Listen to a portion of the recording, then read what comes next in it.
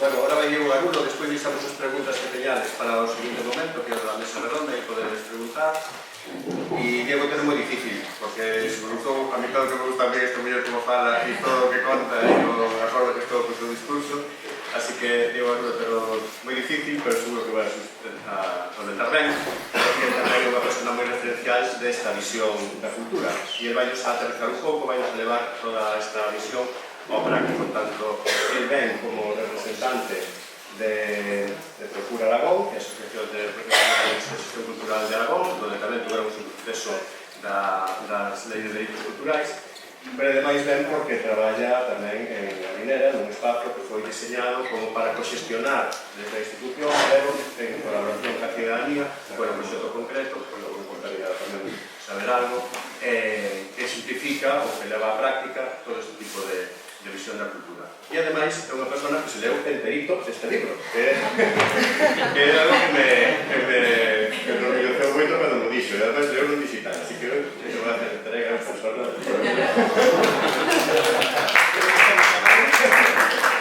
Déxame comenzar. Buenos días. Efectivamente, como dice Alberto, tiendo a ser una persona que se toma con mucha responsabilidad estas intervenciones, pero esta encerrona de ponerme detrás de Jazmín una semana antes de dar la charla, que digan que va a ser la directora general de Derechos Culturales, la verdad es que me ha generado una cierta tensión, ¿no?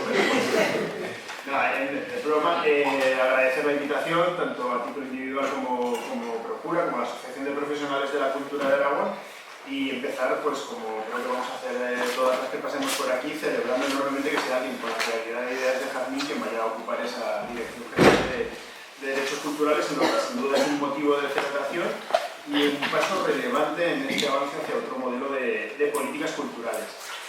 Disculpadme si voy muy ágil porque al final tengo muchas ideas, algunos los ha lanzado ya Jazmín, lo cual me ahorra temas, pero bueno, voy a intentar hacer un picadito y así intentar abrir un poco el debate. Y retomando lo de la dirección general, me apetecía empezar subrayando sobre todo que afrontamos un escenario que no tiene precedente, ¿vale?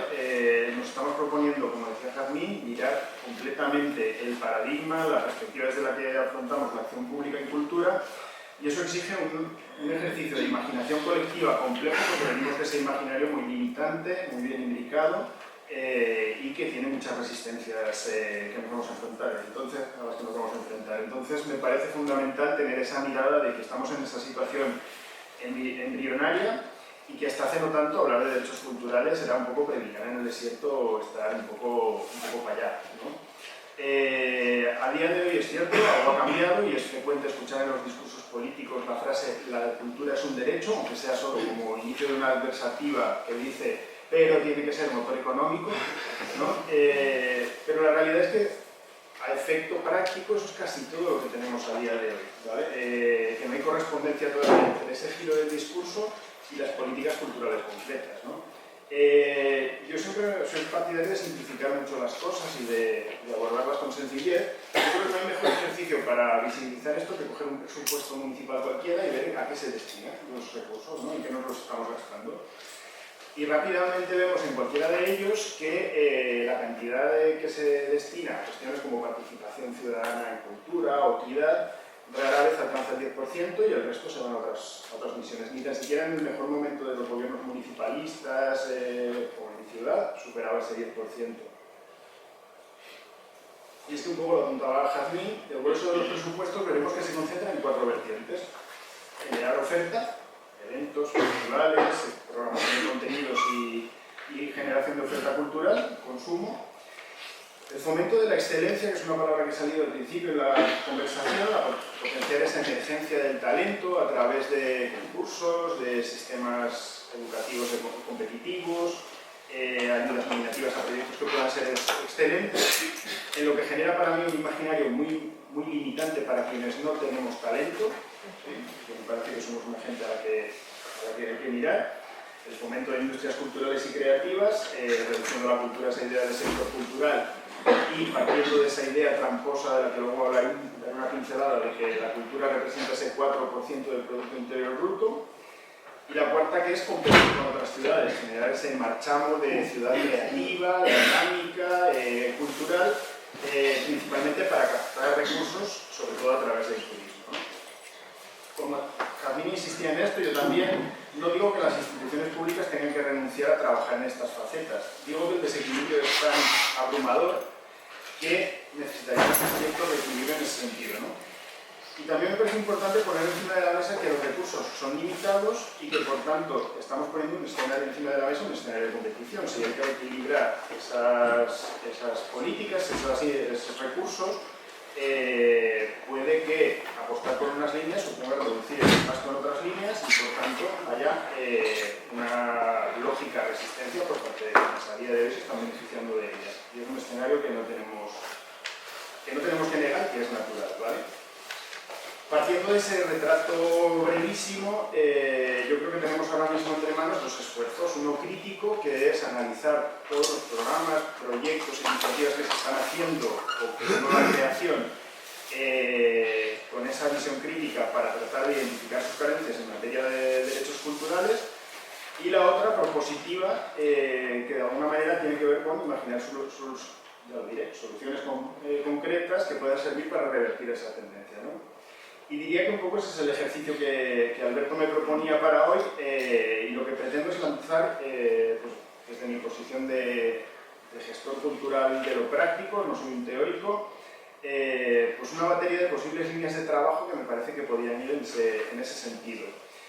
Parto de la base, bueno, algunas eso ya las ha mencionado también, les pasaré un poco por encima. No le voy a descubrir a nadie la pólvora, son ideas que yo creo que están presentes en las reflexiones que venimos haciendo y que están presentes en la cultura del derecho. Me parece un documento magnífico y os invito a que lo leáis, igual que el libro de Jazmín.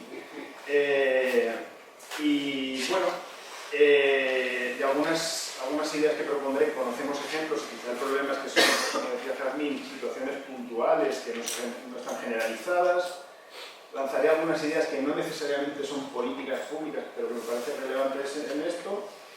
Y bueno, lo más difícil me ha resultado tratar de ordenarlas, y no creo que lo haya conseguido, sinceramente, porque voy a aludir a cosas que afectan a distintos niveles de gobiernos, locales, regionales, algunas se mezclan entre sí, son más o menos inespecíficas. Entonces, bueno, mi único objetivo sería eso, como invitar a la imaginación, desencorsetarnos un poco en este ámbito en el que creo que a veces nos aterroriza imaginar nuevos escenarios posibles, y así abrir un debate pues, que nos permita eso, ensanchar esos límites, ¿no? Y bueno, el primer campo del que pensaba hablar, que lo ha mencionado Jazmín, tiene que ver con la participación activa en cultura, ¿no? Sí, la participación activa en cultura en el terreno de lo municipal, de lo local, ¿no? No hay un frente más asequible en el que se puedan emprender con más facilidad y ya en este momento acciones relacionadas con el disfrute de los derechos culturales que desde los ayuntamientos, ¿no? Y la primera línea, que lo mencionaba Jazmín, es la de experimentar nuevas institucionalidades en cultura, ¿no? Replantearnos cómo gestionamos los espacios culturales de proximidad, ya sean centros cívicos, culturales, casas de juventud, centros de mayores. Y aquí en este caso, para que os daros un poco idea de que no es ninguna entelequia, pues como decía Alberto, yo vengo de Harinera Zaragoza, coordino ese espacio, que es un espacio de gestión pública, de gestión compartida, público-ciudadana, ¿vale? Y como yo trabajo para el ayuntamiento y podría estar mintiendo, os he traído un vídeo, ¿vale?, en el que la propia comunidad es quien os cuenta, pues bueno, cómo funciona ese espacio y resume muy brevemente nuestro modelo de gestión. Bien. No sé si voy a saber más.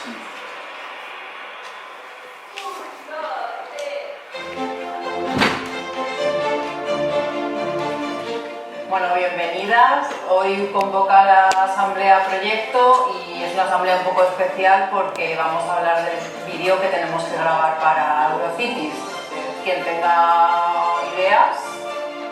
Yo creo que sería interesante el incidir sobre las cosas que se hacen en la Harinera. Estaría genial sería contar los inicios del proyecto, porque esto lo peleó el barrio para que esta fábrica se reconvirtiera en lo que es ahora. Yo creo que es importante también decir que Harinera es un proyecto abierto y que además se consume cultura, se produce cultura y cada uno elige la cultura que quiere. hacemos más de 200 actividades al año y además disfrutan de este espacio más de 20.000 personas de toda la ciudad. Es que tenemos que hablar de ello. Este proyecto las personas siempre son como el centro, ¿no? Bueno, nuestra encuesta emocional es muy chula, todo lo que nos transmite la gente que pasa por aquí por Arinera, ¿no? Son si se han reído, si han conocido a alguien, las cosas que verdaderamente nos importan en la cultura comunitaria, ¿no? Se rige por la asamblea, es como el órgano máximo de decisión que tienen las tres patas, ¿no? El vecindario, los agentes culturales y el ayuntamiento. Y se toman las decisiones a tres bandas. Y en igualdad de condiciones, ¿eh? Pues no sé yo si va a caber todo eso en un minuto y medio.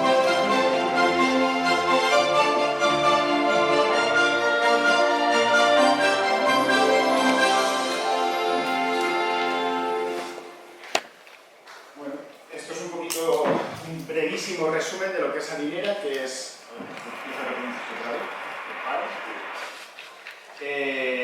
bueno, pues de algún modo es un ejemplo de que esto puede ser realidad. Todo lo que habéis visto allí es gente que participa en la comunidad de Arinera en su gestión.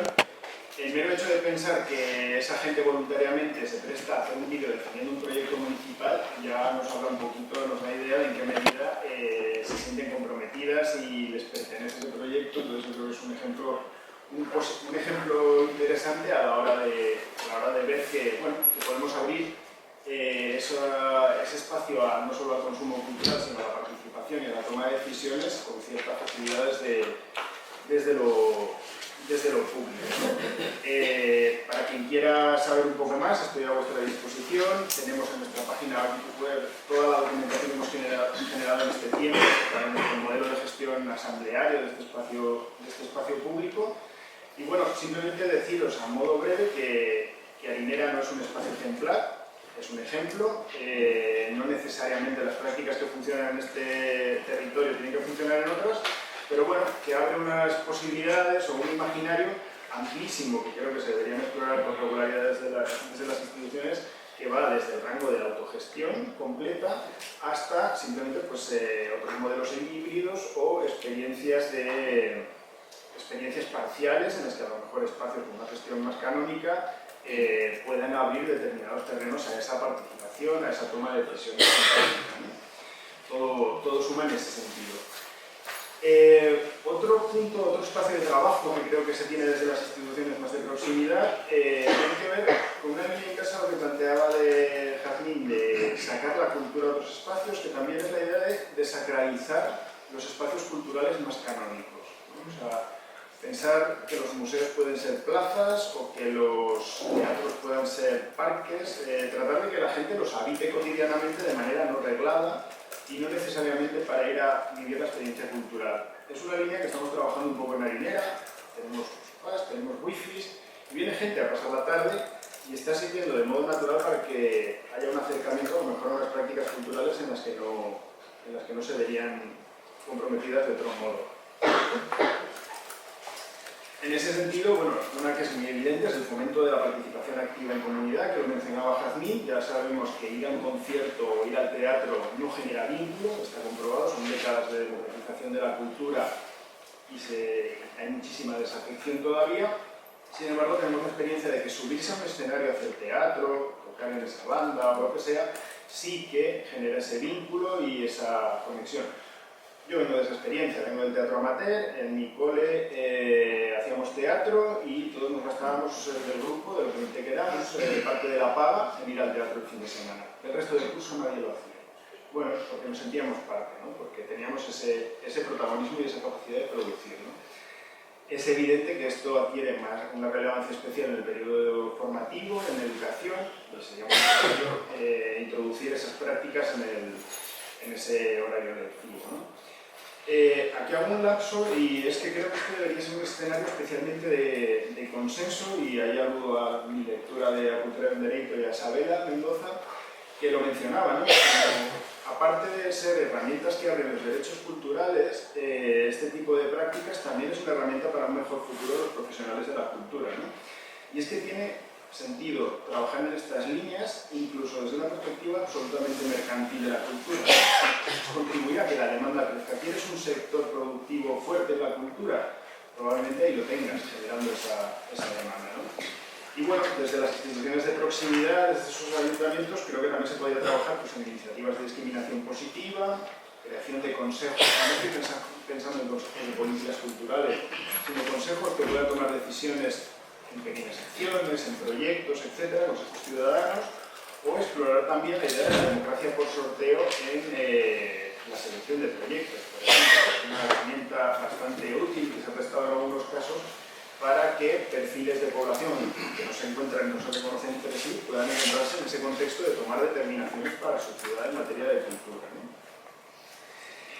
La siguiente parcela que quería tocar es una que creo que se toca muy poco y tiene que ver con la revisión de las estructuras de las áreas y departamentos y servicios de cultura de las instituciones públicas, ¿vale? Porque cuando nos preguntamos por qué no pasa más a menudo todo lo que acabo de mencionar, solemos mirar a los políticos, y es correcto, pero eso oculta una segunda barrera que me parece muy relevante a la hora de abrir más esos derechos culturales, y es cómo están estructuradas esas áreas y qué perfiles técnicos los conformamos, ¿no? Muchas de ellas, si las miramos con atención, tienen el formato de una productora privada, pero en lo público. Es decir, el personal somos programadoras, productoras, comunicadoras, administración, bueno. Un modelo que quizá tuvo sentido en los 80 y en los 90, pero a día de hoy el tejido cultural está más que sobradamente capacitado para liderar esas iniciativas y esos proyectos, esa producción de cultura, ¿no? Entonces creo que esas instituciones, para avanzar en este sentido, tendrían que avanzar hacia un modelo más de facilitación y de mediación, y los perfiles técnicos tendrían que ir en ese sentido para que, de alguna manera, en la gestión de lo cotidiano, el proceso y la participación adquieran un protagonismo mayor en detrimento del evento y del resultado. Creo que es fundamental, ¿no? Y en ese sentido, como antes he mencionado, contaros que durante la legislatura pasada, desde Procura, estuvimos trabajando en la redacción de un borrador de Ley de Derechos Culturales de Aragón, ley que se quedó en un cajón porque el gobierno nos dijo que sí hasta que nos dijo que no, cuando ya estaba redactada. En cualquier caso, como nos hemos enfadado mucho, la ley está disponible en nuestra página web en estos momentos de Procura, si la queréis ojear. Pero bueno, contaros que aquí en ese sentido planteábamos hicimos una propuesta dentro de la ley que creo que contribuye a esto, ¿no? Y era plantear que los municipios de más de 5.000 habitantes tuvieran la obligación de desarrollar planes estratégicos de desarrollo de los derechos culturales de la ciudadanía trianuales, con la obligación de un balance sobre los objetivos conseguidos a la finalización, ¿no? Y nos pareció un canal, por un lado, para introducir el relato, para generar esas dinámicas, pero también para obligar a la administración a introducir en sus propios recursos humanos y recursos económicos prácticas tendentes a ese sentido, ¿no? Un poco pues, romper ese paradigma de las productoras que os decía. El siguiente punto, que es multinivel como el anterior, lo ha mencionado Jazmín, es la descentralización. En este caso creo que necesitamos una labor de cultura en las políticas culturales para afrontar las diferencias entre territorios. Yo vengo de un territorio, Aragón, que no puede ser más disperso, además, bueno, ya sabéis, la España vaciada, Teruel existe, más envejecido, más del 50% de la población nos concentramos en ese bolito central de Aragón llamado Zaragoza. También hay un factor que me parece muy relevante, y luego me extenderé un poquito más en el que la cultura representa un 0,6% del Producto Interior Bruto, frente a ese 4% que se maneja generalmente, ¿no? Entonces, bueno, en ese contexto yo siempre suelo hacer una pregunta también simplificando, y es, en los pueblos de Aragón, ¿cuánta industria cultural hay? La respuesta que se es que nunca hay industria cultural en esos pueblos, ¿no? ¿Quién lidera las iniciativas culturales en esos lugares? La Asociación de Amas de Casa, una cuadrilla de amigos, la comisión de fiestas, ¿no?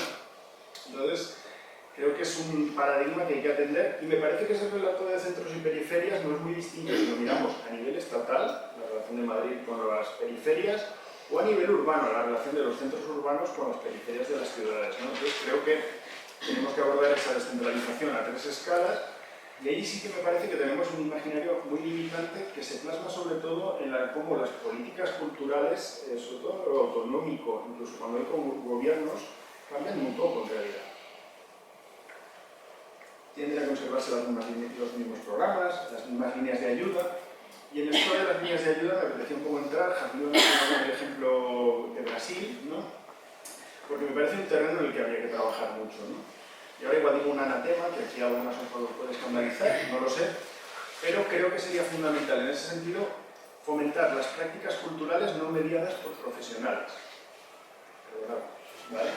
Creo que hay que apoyar claramente los proyectos no formales en el ámbito rural, en lo juvenil, en los mayores, que también es un terreno que no se explora nunca y que no tienen organizaciones generalmente, y que se puede explorar con facilidad a través de líneas de ayudas en las que los proyectos seleccionados luego se asuman como de producción propia por parte de la administración a efectos de contratación.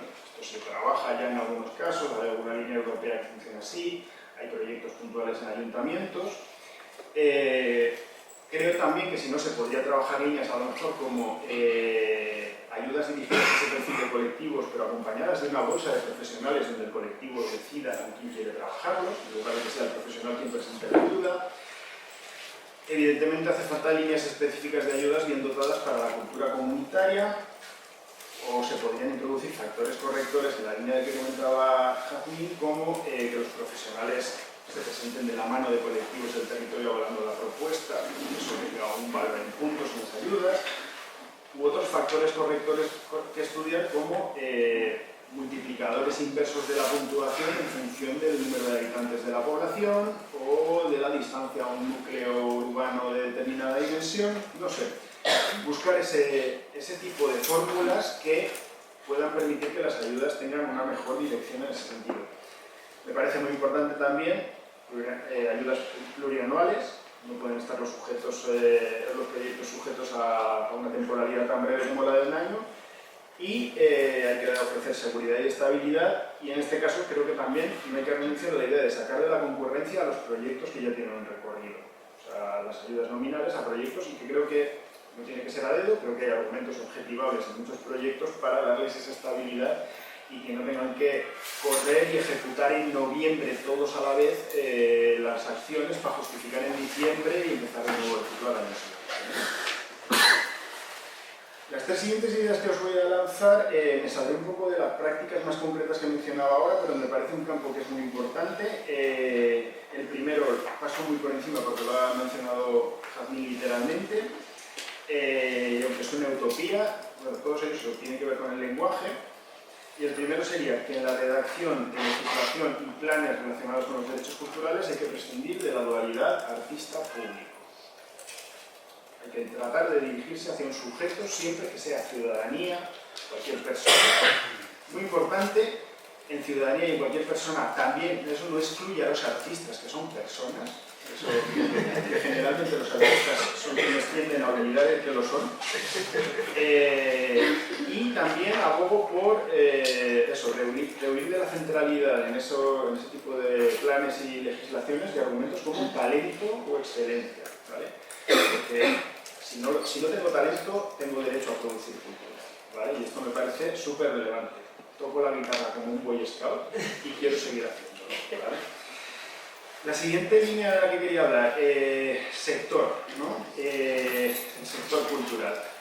Si me sujeto al mandato constitucional, a esa idea de garantizar el derecho de cualquiera a acceder a la cultura, personalmente considero que la vertiente puramente mercantil de la cultura o queda fuera de las competencias de las instituciones culturales públicas o no debería ser su prioridad, ¿vale? Esto no quiere decir que las medidas que se tomen desde cultura no puedan tener un impacto colateral beneficioso para el sector, industrias, profesionales, lo que sea.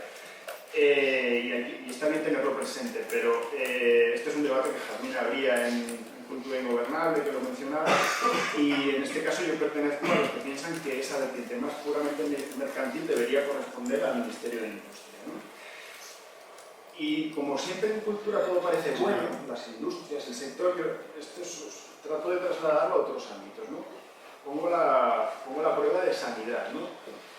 ¿Debería ser una prioridad del Ministerio de Sanidad el crecimiento del sector sanitario como motor económico?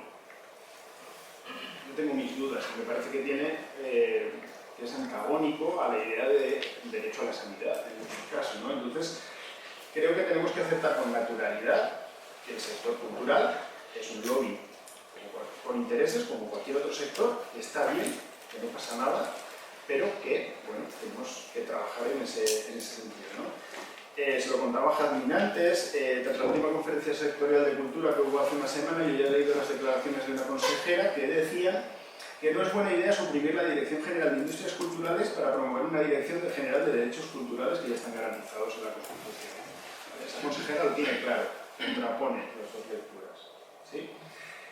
Pero luego, aparte de esta mirada general, está la cuestión de qué es el sector, ¿no? O sea, nosotros como sector cultural esa cosa informe que no queda claro qué es, pero que genera el 4% del Producto Interior Bruto. Y lo hacemos, no voy a entrar en cifras, pero tengo por aquí algunas, sin reparar en que hablamos de un oligopolio compuesto por empresas gigantescas y autónomas precarias, ¿vale?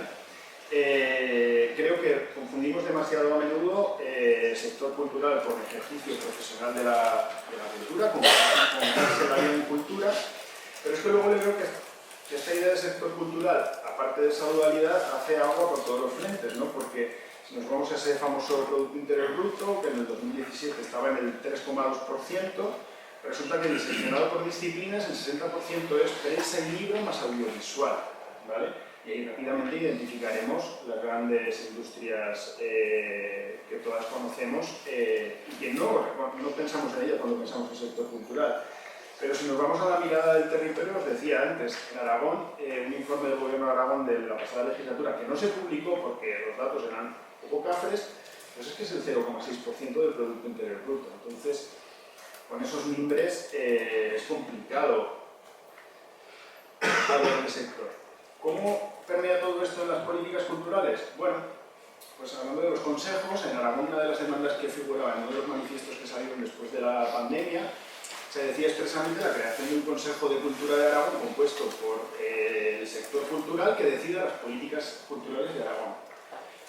Lo vuelvo a sacar del terreno de la cultura, ¿no? ¿Qué nos parecería un Consejo Nacional de Energía compuesto por las industrias energéticas que decidan las políticas sobre energía en el país? Tiene su drama, ¿no? En el artículo de Xavier Campos, en La cultura de un derecho, se hablaba de que distingamos cultura y sector cultural y tenemos que trabajar en ambos sentidos. Yo personalmente me sentiría más cómodo si habláramos de distingamos cultura y ejercicio profesional de la cultura y tenemos que trabajar en ambos sentidos, ¿no? Aterrizando esto en las propuestas concretas, creo que tenemos que trabajar en el fomento de lo asociativo y sin ánimo de lucro. Yo defiendo la creación de una cosa así muy compleja, pero la creación de una fórmula jurídica a mitad de camino entre lo asociativo y lo empresarial, la figura del autónomo, para los pequeños y pequeñas profesionales de la cultura, porque la mayoría de esa gente no responde a lógicas empresariales, no responden al ánimo de lucro, que es lo que define una empresa, sino que sus objetivos son de interés general, que haya cultura, que pasen cosas, si no se dedicarían a esta cosa probablemente. Y cuando les preguntas por su perspectiva de negocio, no te hablan de beneficios, sino que te hablan de tener un plato de lentejas en la mesa y de pagar el alquiler a final de mes. Eso es una empresa, eso es una industria. Yo no soy economista, pero me parece complicado verla ahí, ¿no? Entonces creo que tenemos que tender hacia un modelo más cooperativista y asociativo y así. Y en ese sentido, vuelvo a la Ley de Derechos Culturales de Aragón, otra propuesta que planteábamos era la creación y mantenimiento, actualización de un mapa del tejido cultural aragonés. Y hablamos de tejido, no de sector.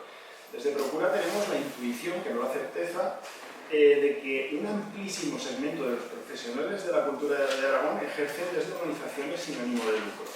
Y está bien, porque están trabajando por cuenta ajena para cumplir unos objetivos de interés general, que es para lo que sirven esas instituciones, ¿no? Entonces creo que, al menos en nuestro territorio, nos llevaríamos una sorpresa si ese mapa no fuera sectorial, sino que fuera del tejido, y veríamos pues, dónde hay que hacer hincapié para que esos profesionales tengan futuro, ¿no?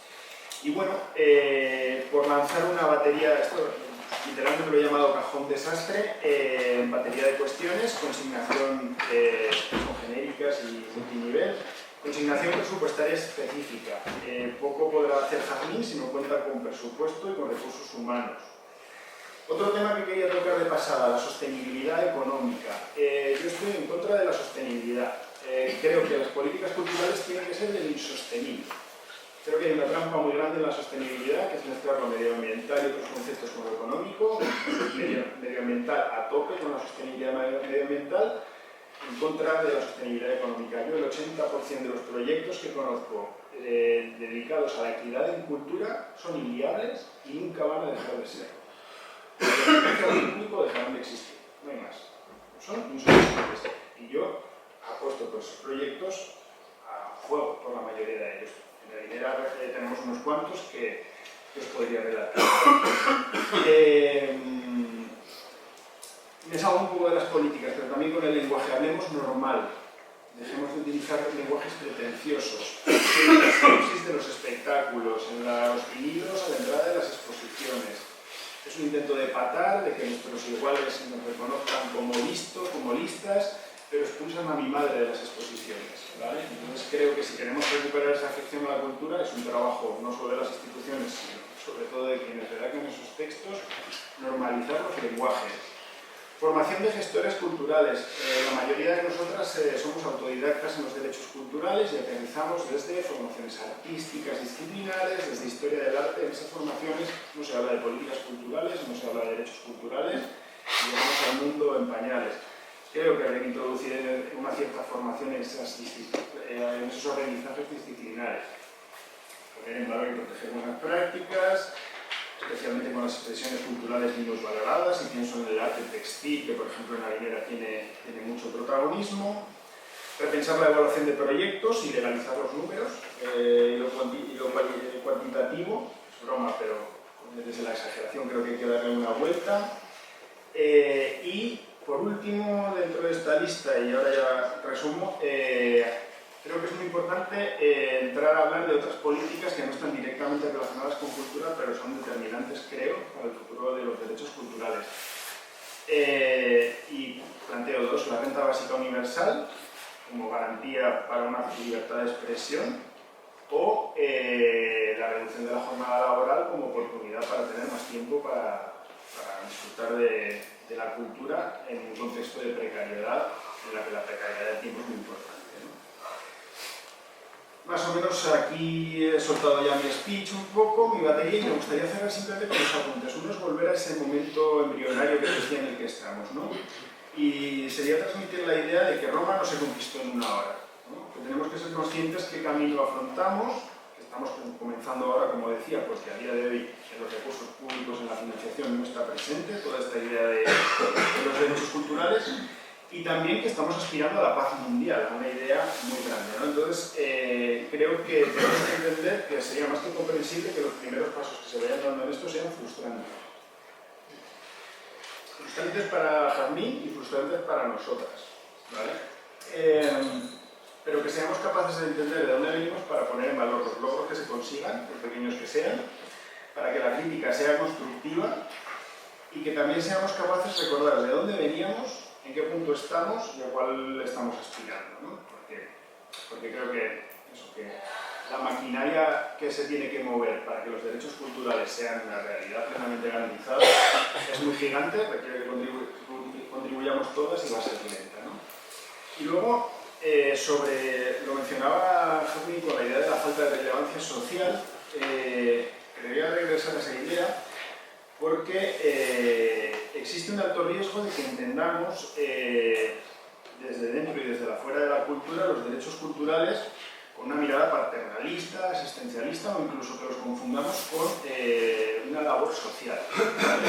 Y no lo son.